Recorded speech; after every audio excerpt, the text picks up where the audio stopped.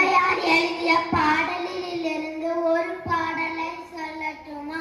கொன்றே வேந்த அன்னையும் பிதாவும் முன்னறி தேவ ஊக்கம் உடைமை ஆக்கத்திற்கு அழகு எண்ணோம் எழுத்தும் கண் நடத்தகும் கைப்பொருள் தண்ணி மெய்ப்பொருள் கல்வி தீரா கோவம் போராய் முடையும் நல்லிணக்கம் அல்லது அல்லல் படுத்தும் நுண்ணிய கருமம் எண்ணி துணி கொள்ளாங்க என்பவை எல்லாம் தவிர மருந்து ஆயினும்